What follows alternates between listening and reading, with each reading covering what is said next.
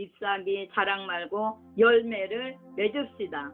우리나라 초대교회의 유명한 부흥사요. 신예의 종이었던 김익도 목사님께서 어느 마을에 전도하기 위해서 가셨습니다. 그 마을에는 예수 믿는 사람이라고는 전혀 없는 마을이었는데요. 때가 6월 초순 모내기 철이라 사람들이 모내기를 하다가 점심을 먹고 있는 중이었습니다. 목사님께서 그들에게 가셔서 예수님을 믿으라고 전도했더니요. 한 젊은이가 아주 당돌하게 나서서 이 마을에는 전도하지 말라고 합니다. 왜냐하면 며칠 전에 벼락이 떨어졌는데 바위와 성황당 나무에 떨어져서 바위가 깨지고 나무가 부러지고 다 타버렸다는 것입니다. 무엇 때문에 하나님께서 애꿎은 바위와 나무를 그렇게 치시는지 알 수 없습니다. 이는 하나님이 안 계시든지 만약에 계시면 장님이 아니냐, 왜 나무를 꺾고 바위를 깨느냐. 그러니까 이 마을에서는 전도할 생각은 아예 하지 말라고 했습니다. 이때 목사님께서 말씀하시기를요. 젊은이는 학교에 다녀보았는가? 예, 다녀보았습니다. 학교에 가니까 선생님 손에 무엇이 들려있던가? 예, 막대기가 있습니다. 그 막대기는 무엇에 쓰던가? 예, 아이들이 졸고 떠들면 아이들 조용히 하라고 칠판도 탁탁 치고 또 교탁도 치는 것을 보았습니다. 이 사람아, 칠판이 무슨 죄가 있겠나? 그 교탁이 무슨 죄가 있겠나? 왜 그것을 때리겠나? 아이들 졸지 말라고, 떠들지 말라고 칠판이나 교탁을 치는 것이 아닌가? 그래도 안 되면 애들의 머리를 때리는 것일세. 마찬가지로 하나님께서 죄 없는 바위와 나무를 치신 것은 자네 깨달으라고, 자네 깨우치라고 죄 없는 바위를 때리시고 나무를 치신 걸세. 만약에 자네가 계속해서 예수님을 안 믿으면 다음에는 나무에 떨어지는 것이 아니고 바위에 떨어지는 것이 아니고 자네 머리 위에 벼락이 떨어질 걸세. 그 말에 이 젊은이가 깨달았습니다. 충격을 받았습니다. 선생님, 제가 예수 믿겠습니다 하고 복음을 받아들여서 당장 그 마을에 교회가 생기는 역사가 일어났습니다. 본문에 예수님께서 열매 없는 무화과를 저주하십니다. 죄는 무화과 나무에 있는 것이 아니라 열매 없는 종교 지도자들과 백성들에게 있었는데 얻어맞기는 열매 없는 무화과 나무가 대신 얻어맞았습니다. 이스라엘 백성들을 대신하여서 또한 종교 지도자들을 대신해서 이 무화과 나무가 맞고 있는 모습을 볼 수가 있습니다. 열매 없는 무화과 나무가 저주받는 모습을 보고 열매 없는 것은 저렇게 망하는구나 깨닫고 열매를 맺으라는 것이 예수님께서 이스라엘 백성들에게 주신 메시지였고 또한 오늘 우리에게 주시는 하나님의 음성인 것입니다. 우리 주변에는 나 때문에 나를 깨우치기 위해서 내맞는 무화과가 많이 있음을 깨달으시기 바랍니다. 나를 깨닫게 하기 위하여서, 나를 깨우치게 하기 위해서, 나를 예수 믿게 하기 위해서 내 주변에 있는 것이 깨질 때가 있다는 말입니다. 때로는 내 대신 자녀가 맞기도 하고 때로는 내 대신 부모가 맞기도 하고 때로는 형제가 이웃이 맞을 때가 있습니다. 때로는 나를 깨우치기 위해서 다른 사람이 죽기도 하고 사업가 직장이 맞기도 하고 때로는 나라가 맞기도 할 때가 있습니다. 하나님은 나를 깨우치기 위하여서 멀리서부터 점점 가까이로 때리면서 다가오실 때가 있습니다. 나는 사명을 감당해야 되기 때문에 도와주시는 것일까요? 그래도 회개하지 아니하면 부득불 나를 심판할 수밖에 없는 것입니다. 열매 없는 무화과 나무가 예수님께 저주받는 모습을 바라보면서 열매 없는 인생의 종말이 저렇구나 깨닫고 열매 맺는 지혜로운 성도들이 될 수 있기를 바랍니다. 1. 길가에 심겨진 무화과 나무. 나라마다 나라꽃 국화가 있습니다. 미국은 감람나무가 국화입니다. 영국은 장미, 프랑스는 백합, 일본은 벚꽃, 우리나라는 무궁화입니다. 이스라엘의 국화는 무화과입니다. 오늘 본문에서 무화과는 단순히 하나의 나무를 이야기하는 것이 아니고 이스라엘 나라를 상징하고 있습니다. 그런데 이 무화과 나무가 어디에 있습니까요?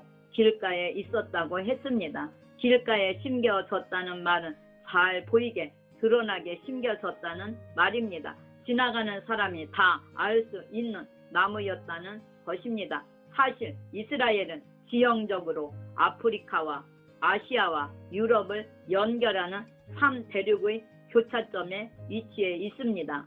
아무도 다니지 않고 보지도 않는 산중에 있는 나라가 아니라 일찍부터 많은 사람들이 왕래하는 길가에 있는 나라였습니다. 주면 위치에 심겨진 길가의 무화과 나무와 같은 나라였습니다. 무화과는 가난한 자의 양식이라는 별명이 있습니다. 길가의 무화과는 나그네들이 지나가다가 따먹고 허기를 면하게 하는 아주 유용한 나무였습니다. 하나님은 일찍이 이스라엘로 하여금 복의 근원 되라고 했습니다. 다른 사람에게 복을 나누어 주고 유익을 주라고 했습니다. 제사장 나라가 되어서 온 세상을 다 품에 안고 그들을 위하여서 기도하며 또한 회개하라고 했습니다. 그래서 하나님은 먼저 이스라엘에게 복을 주시고 은혜를 주시고 무화과처럼 지나가는 사람들에게 열매를 주어서 유익하게 하도록 계획하셨습니다.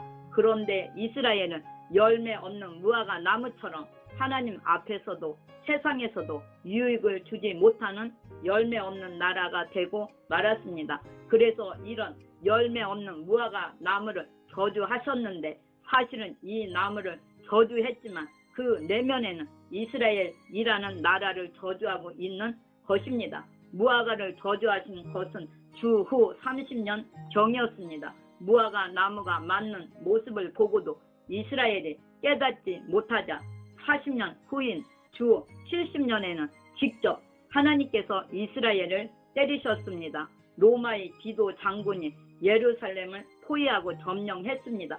얼마나 많은 사람이 학살을 당했는지 예루살렘 거민들이 지도 장군의 말발굽 아래서 모두 무참히 살해되고 말았습니다. 여러분들 상상해 보세요. 우리나라의 인구 100만쯤 되는 도시가 거의 다 죽는 것과 같습니다. 이런 엄청난 학살이 일어났습니다.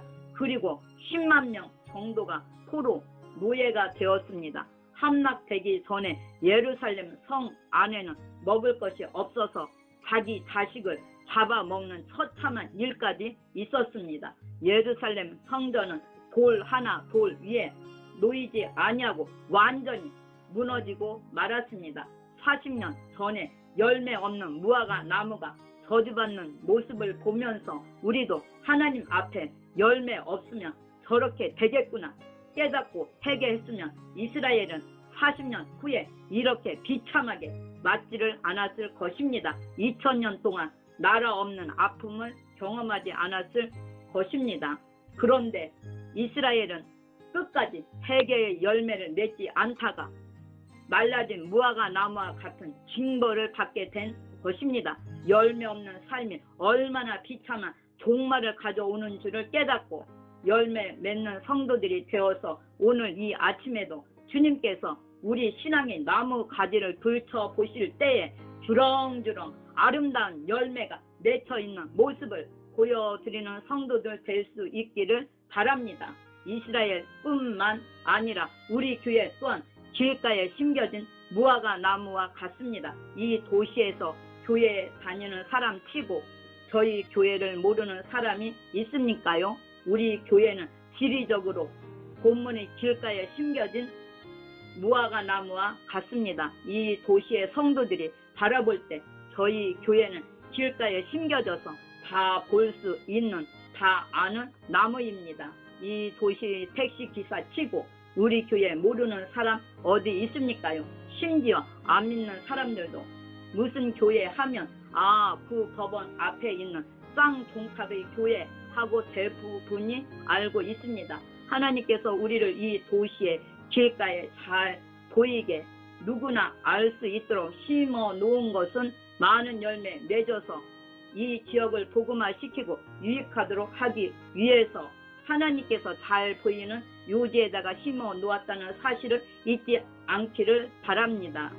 우리 교회의 목사님들, 장로님들 집사님들, 권사님들, 우리 교인들이 다 알고 있습니다. 나아가 우리 장로님들, 우리 교역자들, 우리 집사님들, 우리 권사님들은 동네 사람들, 지역, 유지들이 다 압니다.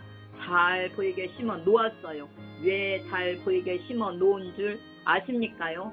다른 사람에게 유익을 끼치라고, 열매 주라고, 사람들에게 열매를 따먹게 하라고 하나님께서 우리 교회를 길가에 심어 놓았습니다. 잘 열매 맺어서 성도들에게 유익을 끼치고 다른 사람들에게 아름다운 열매를 제공할 수 있는 성도님들이 되시기 바랍니다. 우리 성도 각자는 예수 믿는 순간부터 다 길가에 심겨진 무화과입니다. 믿기 전에는 숨겨져 있었는데 믿고 나면 직장에서도 압니다. 이웃에서도 친구에게도 길가에 심긴 나무처럼 드러나게 되어 있습니다. 신앙생활 하기 전에는 숨겨진 나무였는데 기대도 하지 않았는데 일단 예수 믿고 나면 표가 나요. 아, 저 사람 예수 믿는 사람입니다. 진실하게 사는지 한번 보자, 이렇게 본다는 말입니다. 여러분, 구걸하시는 분들은 거의 모두가 찬송가를 틀어놓고 구걸합니다. 그래도 기독교인들이 가장 후하다는 것입니다. 그리고 과일 가게, 동네 슈퍼에서도 대부분 가게에 기독교 TV 방송을 틀어놓습니다. 주인이 기독교인이라서 그런 점도 있겠지만 아마 손님 끌기 위해서 그런 점도 있을 것입니다. 믿고 사 가십시오. 그렇게 나쁜 사람 아니고요. 교회 다닙니다는 무언의 메시지입니다. 이 무성한 잎은 열매를 위해 존재합니다. 무화과 나무는 무엇을 위해서 존재하는 나무입니까요? 무화과 나무는 꽃을 보는 나무가 아닙니다. 말 그대로 무화과입니다. 무화과란 꽃이 안 보이는, 꽃이 열매 안에 있는 나무입니다. 그리고 무화과 나무는 목질이 얼마나 약한지 몰라요. 곱게 자라지도 않습니다. 또 얼마나 잘 썩는지 모릅니다. 그러니까 이 나무는 목재용으로도 사용할 수도 없고 땔감으로도 사용할 수 없는 오직 한 가지 열매만을 기대하고 심는 나무입니다. 이 열매를 기대하고 하나님은 우리들을 길가에 심어 놓았습니다. 열매로 농부인 하나님을 기쁘시게 하고 지나가는 사람들에게 열매를 주어서 허기진 배를 채우고 만족하게 해줄 사명을 가지고 심겨졌습니다. 예수님의 기적은 모두 생산적이고 건설적입니다. 사람을 살립니다. 병자를 고칩니다. 귀신 들린 사람을 온전케 해서 회복시킵니다. 배고픈 사람을 먹이고 풍랑 가운데 건져주시고 또한 필요를 채워주셨습니다. 모두가 살고 건설하는 기적들이었습니다. 그런데 무화과 나무를 저주하신 사건은 유일하게 파괴적인 기적이었습니다. 왜 예수님께서 유일하게 파괴적인 기적을 행하셨느냐고요? 열매 맺지 않은 것이 얼마나 큰 죄인가를 지적하고 있는 것입니다. 무화과 나무가 열매를 맺지 않는 것은 하나님에 대한 불순종입니다. 창조의 목적에서 벗어나는 일입니다. 하나님은 창조의 목적에서 벗어나는 불순종을 할 때에 심판하신다는 사실을 보여주고 있습니다. 사냐의 이름 없는 풀 포기까지 나름대로 열매를 맺는 것은 창조의 질서를 따르는 것이요 하나님에 대한 순종입니다. 그런데 성도들이 하나님의 자녀들에게 어울리는 열매를 맺지 않는 것은 창조 질서에 역행하는 것이요 하나님에 대한 반역인 것입니다. 열매 맺지 않는 것이 하나님에게 이렇게 큰 죄요 예수님의 마음을 섭섭하게 하고 아프게 하는 것임을 다시 한번 깨닫고 이제 열매 맺으면서 살아가리라. 나의 남은 삶은 풍성한 열매로서 하나님을 기쁘게 하리라고 다짐할 수 있기를 바랍니다. 19절에 잎사귀밖에 아무것도 얻지 못하시고 나무에 있어서 잎사귀의 역할이 뭡니까요? 잎사귀는 뿌리로부터 오는 수분과 햇빛을 받아서 광합성 작용과 탄소 동화 작용을 해서 나무를 자라게 하고 또한 열매를 맺게 합니다. 나무의 잎은 나뭇잎 자체를 위해서 있는 것이 아닙니다. 마찬가지로 하나님께서 우리에게 잎사귀로 주신 것들이 참으로 많이 있습니다. 우리가 다 생명이 있어서 이곳에 나왔는데 우리에게 주신 생명도 이것이 우리 인생의 열매가 아닙니다. 하나님께서 왜 우리에게 생명을 주었느냐고요? 이 생명 가지고 하나님께서 원하시는 그 사명을 감당하라고 주신 하나의 도구입니다. 그러므로 생명은 잎사귀지 생명 자체가 목적이 아니라는 말입니다. 이 풍성한 생명을 가지고 열매 맺으라고 준 것입니다. 그러므로 우리의 생각을 고쳐야 합니다. 내가 살아있기 때문에 주의 일을 하는 것이 아니라 하나님의 일을 하라고 열매 맺으라고 하나님께서 생명이라는 잎사귀를 주셨습니다. 그렇게 깨닫고 열매 맺어야 되는 것입니다. 나의 건강도 이것이 열매가 아닙니다. 세상 사람들이 제일의 소원은 건강에다 두고 있습니다. 그런데 내게 있는 건강도 우리 삶의 목적이 아니에요. 열매가 아닙니다. 이 건강도 하나의 수단입니다. 이것도 잎사귀에 불과한 것입니다. 건강이라는 무성한 잎사귀를 주신 것은 열매 맺으라고 주신 것입니다. 그러므로 건강이 있으니까 우리가 하는 일을 하는 것이 아니라 열매 맺으라고 일하라고 건강을 주었다는 사실을 잊지 않기를 바랍니다. 나에게 있는 물질도 열매가 아닙니다. 이게 목적이 아닙니다. 삶의 수단입니다. 물질도 잎사귀에 불과한 것입니다. 물질이라는 풍성한 잎사귀를 주신 것은 열매 맺으라고 주신 것입니다. 열매 맺는 목적을 이루라고 주신 수단이 바로 우리의 물질이라는 말입니다. 내가 물질이 있으니까 하나님의 일을 하는 것이 아니고 하나님의 일을 하라고 열매 맺으라고 주신 잎사귀임을 잊지 않기를 바랍니다. 나에게 있는 재능도 마찬가지입니다. 재능이 열매가 아닙니다. 목적이 아닙니다. 이것도 잎사귀입니다. 나에게 재능이라는 무성한 잎사귀를 주신 것은 열매 맺으라고 주신 것입니다. 그러므로 내게 재능이 있으니까 일하는 것이 아니라 열매를 맺으라고 재능의 잎사귀를 주셨으므로 그것 가지고 열매 맺는데 사용해야 됩니다. 목사님, 장로님, 집사님, 권사님의 직분도 열매가 아닙니다. 이것도 신앙의 잎사귀입니다. 나에게 직분 주신 것은 열매 맺으라고 주신 잎사귀입니다. 직분 있으니까 일하는 것이 아니고 일하라고 열매 맺으라고 직분이라는 아름다운 잎사귀들을 우리에게 주었음을 생각하고 이것 가지고 열매를 맺으라는 것입니다. 잎이 무성한 것은 열매를 위한 것입니다. 내게 무성한 잎사귀가 있습니까요? 열매 맺기 위해서 주신 축복들입니다. 내게 있는 건강, 물질, 지식과 지위와 직분은 다 잎사귀입니다. 잎사귀는 언젠가 낙엽으로서 다 떨어지고 말 것입니다. 나에게 있는 잎사귀들 영원한 것이 어디에 있습니까요? 다 낙엽되어서 떨어질 것인데 없어지게 될 것인데 떨어지기 전에 잘 활용하여서 아름다운 열매 맺으라고 주었다는 사실을 한순간도 잊지 않기를 바랍니다. 열매 맺으라고 주신 잎사귀 가지고 열매는 맺지 아니하고 나무 자신의 모양만 내고 있으니까 예수님께서 섭섭해 하시고 결국에는 그 나무를 저주한 것 아닙니까요? 나는 내게 주신 잎사귀를 가지고 무성한 잎사귀를 가지고 얼마나 아름다운 열매를 지금까지 맺어 왔는가요? 그것 가지고 자랑하고 그것 가지고 내가 뽐내고 그것 가지고 으스대지는 않았는가요? 길가에 심겨진 기대되는 나무로서 얼마나 열매를 맺고 있는가요? 우리 자신들을 한번 살펴볼 수 있어야 됩니다.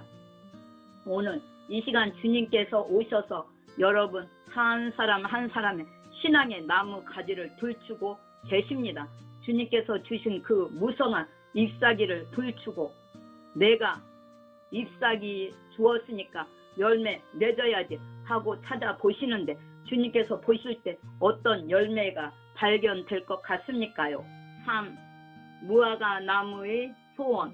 여기서 무화과 나무는 우리 자신을 가리키는데 우리가 무화과 나무라고 하면 어떤 소원이 있겠습니까요? 이 무화과 나무가 우리처럼 의식을 가지고 있다고 하면 그 소원이 뭐겠어요? 그 소원은 열매일 것입니다. 왜냐하면 열매를 위해서만 존재하는 나무이기 때문입니다. 그 나무를 거기에 심은 농부의 소원이 무엇이겠습니까요? 열매입니다. 우리를 이 땅에 심어 놓으신 하나님의 소원이 뭡니까요? 길 가는 사람의 소원이 뭡니까요? 열매입니다. 예수 안 믿는 사람들 소원이 뭡니까요?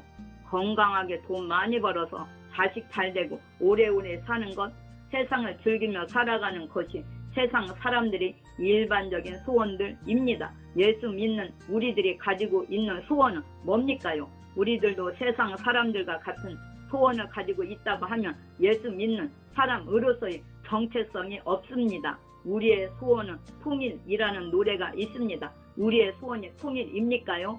내가 평생 동안 살아가면서 주님 앞에 서는 그 시간까지 변할 수 없는 한 가지 소원을 이야기하라고 하면 뭐겠습니까요? 그것은 열매입니다. 어떤 열매여야 되겠습니까요? 그 한 가지를 발견하고 그 열매를 맺기 위하여서 줄기차게 달려가서 주님 앞에 섰을 때에 아름다운 열매를, 주렁주렁한 열매를 보여드릴 수 있는 하나님의 알곡 창고에 들어갈 수 있는 성도님들 될 수 있기를 바랍니다. 여기에 무화과 나무의 소원이 열매 맺는 것입니다. 열매는 여러 가지로 생각할 수 있습니다. 감사의 열매, 회개의 열매, 기도의 열매, 헌신의 열매, 봉사의 열매, 충성의 열매, 사랑의 열매, 믿음의 열매, 말씀의 열매, 성령의 9가지 열매, 온갖 열매를 다 이야기할 수 있지만 무화과 나무가 한 가지의 열매를 맺는다고 하면 그것은 무화과를 맺는 것입니다. 우리 모든 성도님들은 생명의 열매를 맺어야 합니다. 내가 그리스도인이라고 하면 어떤 열매를 맺어야 되겠습니까요? 또 다른 그리스도인이라는 열매를 맺는 것입니다. 내가 제자가 되었으며 또 다른 제자를 재생산해 내는 것이 열매인 것입니다. 무화과 보고 하나님은 포도 열매 맺으라고 하지 않습니다. 하나님의 자녀들에게 하나님이 원하시는 열매는 하나님의 자녀를 재생산해 내는 것, 그것이 하나님께서 원하시는 열매고 찾으시는 열매인 것입니다. 내 평생 소원은 영혼을 재생산해 내리라. 내 평생 소원은 영혼은 나와 같은 예수 믿는 사람을 다시 한번 재생산해 내리라. 그래서 모든 족속으로 제자를 삼아 세계 선교를 이루라고 하는 하나님의 명령에 순종하는 것이 나의 평생 소원이 되리라. 변하지 아니하는 나의 소원이 되리라. 그렇게 여러분의 소원을 정할 수 있기를 바랍니다. 우리의 생애 가운데 적어도 12명 정도 예수님께서 12명을 제자로 삼았던 것처럼 12명 정도 이상은 전도해서 제자로 양육하고 이 땅에 살아갈 때에 평생 12명과 더불어서 교제하며 신앙을 물려주고 또한 격려하고 아름다운 가족과 같은 공동체를 이루어 나가는 바로 이것이 여러분의 마지막 소원이 될 수 있기를 바랍니다. 주여 나에게 기회 주시면 앞으로 남은 인생은 열매 맺는데 나의 일생을 쓰겠습니다. 내게 주신 모든 잎사귀들은 잎사귀 자신을 위해 있는 것이 아니고 열매 맺으라고 주신 것임을 다시 한번 깨달았습니다. 이제 열매 맺는데 나에게 있는 모든 잎사귀들을 다 총동원하겠습니다. 할렐루야. 아멘.